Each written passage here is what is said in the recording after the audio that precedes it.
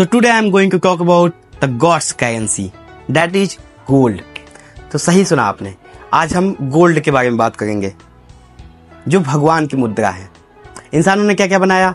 इंसानों ने नोट बनाया, डॉलर बनाया, क्रिप्टो बनाया, बिटकॉइन बनाया, लेकिन गोल्ड भगवान ने बनाया है। तो ये लिमिटेड है और इसकी वैल्यू ऊपर जानी ही जानी है, क्योंकि इसके पीछे जो गेम है वो डिमांड और सप्लाई का है। सप्लाई कम है, डिमांड बढ़ेगी, और डिमांड बढ़ेगी तो वैल्यू ज़्यादा होगी। लेकिन एक लाइन इसके बारे में बहुत ध्यान से सुन लीजिए कि ये इन्फ्लेशन को बीट तो नहीं करता है, लेकिन मीट जरूर करता है। समय के साथ जैसे जैसे जैसे महंगाई बढ़ेगी, धीरे धीरे इसकी वैल्यू भी उसके साथ साथ बढ़ती जाएगी। मान लीजिए 2025 चल रहा है, आज आपने 10,000 का सोना लिया और आने वाले 10 साल में इसकी वैल्यू 1 लाख रुपए हो जाएगी। तो आप कह सकते हैं कि मेरे पास 1 लाख का सोना रखा है। आने वाले 20 साल में अगर इसकी वैल्यू 5 लाख रुपए हो जाएगी तो आप कह सकते हैं कि मेरे पास 5 लाख का सोना रखा है। तो ये तो कहना गलत है कि ये आपको अमीर बनाएगा, लेकिन ये आपको गरीब नहीं होने देगा। ये आपको इमरजेंसी में बहुत काम आएगा। ये आपको ये इमरजेंसी में नहीं, ये सरकार को भी इमरजेंसी में काम आता है।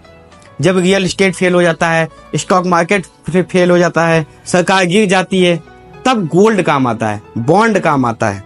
जब श्रीलंका में सरकार भाग जाए, पाकिस्तान में सरकार घुटनों पर आ जाए, या और कहीं की भी सरकार जब घुटने टेक दे, तब गोल्ड काम आता है। आप खुद ही देखिए पाकिस्तान में कितनी महंगाई बढ़ती जा रही है। अगर किसी के पास 1 बैग 2 बैग खूब पैसा भरा हुआ हो तो शायद ही उससे 5 किलो आटा मिल जाए। तो इन्फ्लेशन में तुम्हारा पैसा नहीं, बॉन्ड काम आता है, गोल्ड काम आता है। गोल्ड को आप राहुल द्रविड़ कह सकती हैं, जो धीरे धीरे चलता है लेकिन अचानक छक्का मारता है। लीजिए अभी आपने गोल्ड खरीदा तो 4% दाम बढ़ा, फिर 2% बढ़ा, फिर 5% बढ़ा, तो ये धीरे धीरे बढ़ता है, फिर अचानक 40% बढ़ जाएगा और 40% बढ़कर एवरेज बराबर कर देता है। तो यदि आप शॉर्ट टर्म के लिए ले रहे हैं तो ये मैं नहीं कह सकता कि अच्छा प्रॉफिट देगा, लेकिन यदि आप लॉन्ग टर्म के लिए ले रहे हैं, 10 साल के लिए ले रहे हैं, तो आपको अच्छा प्रॉफिट होना तय है। अब आपको कितना गोल्ड रखना चाहिए? यदि आपका पोर्टफोलियो 10 लाख का है तो उसमें 10% हमेशा आपके पास गोल्ड होना चाहिए। जितना भी पैसा है आपके पास उसमें 10% आपका गोल्ड होना चाहिए। मान लीजिए आपके पास 10 लाख रुपए है तो उसमें 1 लाख रुपए का सोना आपके पास होना ही होना चाहिए, क्योंकि विपरीत परिस्थिति में कब काम आ जाए ये आपको भी नहीं पता है। जब बाजार में मंदी हो, स्टॉक मार्केट डाउन हो, सरकार नीचे हो, तब ये आपका काम करेगा, अच्छा काम करेगा। तो आज तक आपको किसी ने नहीं बताया होगा कि सोना भी 6 तरीकों से खरीदा जाता है। कोई बात नहीं, मैं बताता हूँ। पहला तो फिजिकल गोल्ड ले लीजिए या ईट ले लीजिए, डिजिटल गोल्ड ले सकते हैं, गोल्ड ETF ले सकते हैं, गोल्ड म्यूचुअल फंड ले सकते हैं, और SGB मतलब सोवरेन गोल्ड बॉन्ड ले सकते हैं। अब एक एक करके इसको बताता हूँ। सबसे पहला आता है फिजिकल गोल्ड। इसको मैं रिकमेंड नहीं करता हूँ। क्यों नहीं करता हूँ इसके बारे में जानिए। मान लीजिए आप 1 लाख का सोना लाए, उसमें 90% सोना होता है, 10% कुछ और मिला रहता है ताकि वो मजबूत रहे, प्योर सोना नहीं होता है। अब 1 लाख खर्चा करके आप 90,000 का सामान लाएं, उसके अपने लिए तो लिया, अब उसके ऊपर 3% GST लगेगा, फिर 10 साल बाद आपको वो डिजाइन पसंद नहीं आएगा, उसके बाद रिपेयरिंग का पैसा लगेगा, इसका सेफ्टी के लिए पैसा अलग से लगता है, किसको रखे कहाँ, या उसकी भी चिंता बनी रहती है। जब आपको डिजाइन पसंद नहीं आएगा तो आप रीमेकिंग कराएंगे, उसमें काटा साटा लगता है, थोड़ा पैसा और खर्चा होगा, मतलब इसमें पैसा धीरे धीरे लगता ही रहता है। यदि आपका शौक है तभी मैं सोना रिकमेंड करूंगा ये वाला, वरना नहीं करूंगा। 10 उंगलियां सोने से भरी हो, सोने में गले में सोने की चैन हो, कान में भरा हो, मंगलसूत्र हो, अच्छा वाला बड़ा सा हो, तो फिर मैं कहूंगा कि आपका शौक है, आपके पास पैसा भी बहुत ज्यादा है, तो आपको फिजिकल गोल्ड के लिए मैं रिकमेंड करूंगा, अन्यथा नहीं करूंगा। अब आप कहेंगे इसमें तो बहुत कुछ आता है, जैसे चांदी आता है, रूबी आता है, डायमंड आता है, तो मुझे इसकी इतनी जानकारी है नहीं। मुझे गोल्ड के बारे में थोड़ी बहुत जानकारी थी, जितनी जानकारी मैंने पढ़ी थी मैंने आपको बता दिया। जिस चीज के बारे में जानकारी नहीं है उसको मैं बताना पसंद नहीं करूंगा, और मुझे तो गोल्ड के बारे में जो जो बताया उसको ध्यान रखिए। अब दूसरा अब आता है गोल्ड या बार, जिसे ईट कहते हैं। इसको भी मैं रिकमेंड नहीं करूंगा, क्योंकि इस पे भी 3% GST लगती है, वही रखने की टेंशन होती है, 100 का सामान लाए तो 99 का ही मिलता है, फिर काटा साटा लगता है। बस इसमें एक चीज की वो रहती है कि रीमेकिंग का पैसा नहीं लगता है। अब आप ईट लाए हैं उसको क्या ही रीमेकिंग करवा लेंगे। अब इन्वेस्टमेंट की बात करूं तो ये ज्वेलरी से अच्छा होता है, तो इसमें ज्यादा काटा छाटा नहीं लगता है, लेकिन तब भी लगता है। तो ये ज्वेलरी से बेहतर है। यह भी एक एफडी का प्रकार है, लेकिन इसे हम बेस्ट नहीं कह सकते। तो अब आते हैं डिजिटल गोल्ड पर। तो मान लीजिए आपने डिजिटल गोल्ड ले लिया, आपने 1 लाख रुपए इन्वेस्ट कर दिया, तो आपको दिखाएगा कि ये 1 लाख रुपए है, लेकिन इसमें फिजिकल गोल्ड की तरह आपको कांटा छाटा या समय के साथ बदलवाने की दिक्कत, सेफ्टी की टेंशन नहीं रहेगी, किसको रखे कहाँ। बस इसमें एक नुकसान है कि इसमें भी जीएसटी लगता है आपका।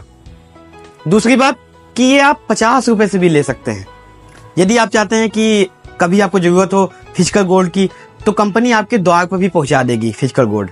दूसरी बात, इसको खरीदने और बेचने की कॉस्ट अलग होती है। कंपनी इसको अपने पास रखती है, लेकिन ये अचानक कभी ये भी कह सकती है कि इसको लेना हो ले लीजिए, वरना हम बदल देंगे। इसमें कैपिटल गेन टैक्स भी लगता है। मैं बिल्कुल भी आरोप नहीं लगा रहा हूँ कि इसको नहीं लेना चाहिए।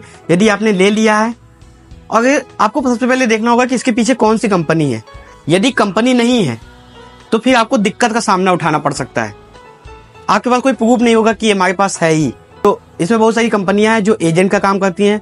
उसमें सरकार की एक कंपनी है, बाकी 2-3 कंपनियां ऐसी हैं जो इसका काम करती हैं। इसमें कोई निगरानी नहीं रखता है, इस वजह से मैं रिकमेंड करूंगा कि आपको ये नहीं लेना चाहिए। तो अब बात करते हैं गोल्ड ETF।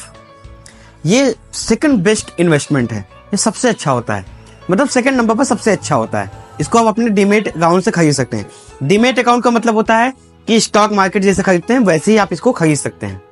इसमें ये पूरा सेफ और सिक्योर है, क्योंकि इस पे नजर सेबी रखती है। इसका कोई चार्ज नहीं लगता है, लेकिन कंपनियां करती हैं। जैसे आपने HDFC से करवाया, तो HDFC बैंक इस पे थोड़ा सा पैसा आपसे लेगी। तो यदि आपको खटाखट गोल्ड का मजा लेना है, पैसा कमाना है, तो आपको दुकानदार के यहाँ जाकर लाकर रख कर वेट करने की जरूरत नहीं है। सीधे खरीदिए और जैसे बढ़ जाए वैसे ही बेच दीजिए। आपको बड़ा मजा आएगा और पैसा भी आता रहेगा। बस ये है कि आपको जानकारी होनी चाहिए इसकी। इसके बाद आता है गोल्ड म्यूचुअल फंड। अब गोल्ड ETF और इसमें सिमिलर है, थोड़ा सा अंतर है। गोल्ड ETF आप खुद ही खरीद सकते हैं, अपने डीमैट अकाउंट से खरीद सकते हैं, लेकिन गोल्ड म्यूचुअल फंड आपको किसी कंपनी को पैसा देना होगा, वो इन्वेस्ट करेगा, उसके पास अथॉरिटी होती है खरीदने की, इसीलिए इसका नाम गोल्ड म्यूचुअल फंड रखा गया है। अब गोल्ड ETF में वो सुविधा नहीं है जो इसमें है। इसमें क्या है, इसमें आप SIP भी करवा सकते हैं। मान लीजिए आप 5,000 रुपए पर मंथ देते रहिए, आपका सोना खरीदता जाएगा और सेव होता जाएगा। जब आपको जरूरत पड़े आप निकाल लीजिए पैसा, आपका प्रॉफिट होने लगे निकाल लीजिए। तो अब आते हैं सबसे जरूरी, सबसे अच्छा, सबसे या बेस्ट इन्वेस्टमेंट कह दीजिए, उसको SGB कहते हैं, सॉवरेन गोल्ड बॉन्ड। इसको तो RBI इशू करता है, इससे ज्यादा कुछ भी सेफ नहीं है। ये बहुत सिक्योर है, इसमें पूरी निगरानी RBI की होती है, और RBI को बैंकों का बैंक कहते हैं। तो आप खुद ही सोच सकते हैं कि कितना सेफ होगा। मान लीजिए अभी सोना 85,000 में चल रहा है, तो ये कहेगा कि 85,000 लाओ, एक पेपर ले जाओ। सोना नहीं, सोने के रूप में पेपर ले जाओ, और तो वो जो पेपर है वो 85,000 का समझ लीजिए आपका सोना है। इसमें बहुत सारा पैसा आपका बच जाता है, जैसे GST नहीं लगता है, मेकिंग चार्ज, काटा छाटा, सिक्योरिटी की चिंता नहीं रहती है। तो ये एक हिसाब से बहुत सेफ भी है। इसमें एक अच्छी सुविधा ये है कि यदि आपने ऑनलाइन अप्लाई किया है तो आपको 50% छूट भी मिल जाएगा। मान लीजिए सर्टिफिकेट मिला और सर्टिफिकेट गुम हो गया, तो कोई चिंता नहीं, ये आपके पास हमेशा रहेगा। ये ऑनलाइन दिखाएगा कि आपके पास इतना पैसा आपका जमा है। आपको जब इसको लेते हैं तो आपको GST नहीं देना पड़ता है, लेकिन जब आपको ये मिलता है तो शायद सरकार 2.5% आपको ब्याज भी देती है। मतलब आपने 80,000 का खरीदा तो सरकार कुछ समय बाद इस पे ब्याज देगी और 1 लाख का ये हो जाएगा। तो जैसे ही 1 साल में ये पैसा 1 लाख हो जाए, आप इसको बेच सकते हैं और ऊपर से ब्याज ले सकते हैं, वो भी किससे, RBI से। आपने इस पे टैक्स भी बचा लिया। मान लीजिए आपने 8 साल के लिए लिया था, लेकिन आपको 5 साल में जरूरत पड़ी, तो आप 5 साल में ही इसको बेच सकते हैं, आसानी से बिक जाएगा। आप चाहें तो इसकी ट्रेडिंग भी होती है और RBI 5 से 6 बार साल में निकालती है। आप किसी भी बैंक में जाइए, पूछिए SGB कब आएगा, तो वो आपको डेट बता देंगे। तो आप चाहे जितना भी चाहें उतना खरीद सकते हैं आप इसको, लेकिन इसमें आप नंबर 2 का पैसा नहीं लगा सकते हैं। अब आपके दिमाग में एक क्वेश्चन आया होगा कि भाई साहब कहीं सरकार डूब गई तो भाई साहब जब सरकार ही डूब गई तब तो कुछ भी सेफ नहीं है। श्रीलंका हो गया, जिम्बाब्वे हो गया, पाकिस्तान हो गया, अगर सरकार ही नहीं तब तो कुछ भी नहीं है। राजा ही मर गया तब बाकी प्यादों का क्या ही बचा। तो हमेशा इतना भी नेगेटिव नहीं सोचना चाहिए, और ये बहुत सेफ है। तो जो मैंने 6 बताएं, ऊपर के 3 में आपको फिजिकल गोल्ड मिलेंगे, नीचे के 3 में आपको फिजिकल गोल्ड नहीं मिलेंगे। तो आप मुझे बताइए, क्या आपको पता था इन 6 तरीके से आप गोल्ड खरीद सकते हैं? नहीं पता था तो कमेंट में बताइएगा। तो जितना भी मैंने बताया उम्मीद करता हूँ आपको समझ में आया होगा। तो कुल मिला के समझ में आता है कि इन्फ्लेशन को बीट करेंगे तभी आप अमीर बनेंगे, और इन्फ्लेशन को केवल 2 ही चीज बीट कर पाती है, एक तो रियल एस्टेट और दूसरा स्टॉक मार्केट। तो अब आपको पूरा ध्यान इसके नॉलेज पे, इसको समझने पे लगाना होगा, और आपको अमीर बनने से कोई नहीं रोक सकता है। क्योंकि आज तक आपने जितना भी सुना है कि ये इतने अमीर हो गए, जो भी लोग अमीर हैं वो इन्हीं 2 चीजों की वजह से हुए हैं। तो आपको ध्यान देना है, आपके पास पैसा है तो आपको इन्वेस्ट करना है। ये नहीं कि मटके में रख दो, कहीं खोद के गाड़ दो, ऐसा नहीं करना है। दूसरी बात, ये नहीं कि पूरा पैसा एक जगह लगा दो। हमेशा पैसों को टुकड़े में लगाओ, ताकि एक डाउन हो तो एक अप हो जाए। एक आप कई जगह थोड़े थोड़े पैसे लगाएंगे तो मान लीजिए एक डाउन हुआ तो दूसरा ऊपर हो जाएगा। इससे आपका बैलेंस रहेगा, वरना आप डिप्रेशन में आ सकते हैं। और अमीर तो ऐसे ही बना जा सकता है। वरना आप सोचिए, कभी कभी आप न्यूज़ देखते होंगे या सुनते होंगे कि मेरे बाबा ने जमीन खरीदी थी, आज इसकी कीमत इतनी है। या मेरे पापा ने स्टॉक मार्केट में इन्वेस्ट किया था आज से 20 साल पहले, आज इसकी कीमत 25 करोड़ रुपए है। तो कैसे है? इसी वजह से है। तो पूरा ध्यान इन्फ्लेशन बीट करने पे लगाइए, अपने ऊपर काम कीजिए, नई नई चीजें सीखिए, और आपकी जितनी बुद्धि खुलेगी उतना ज्यादा आप इन्वेस्ट करेंगे, सही तरीके से करेंगे, और आपको बहुत पैसा मिलेगा। उम्मीद करता हूँ समझ में आया होगा, और मिलते हैं जल्दी। तब तक के लिए बहुत धन्यवाद।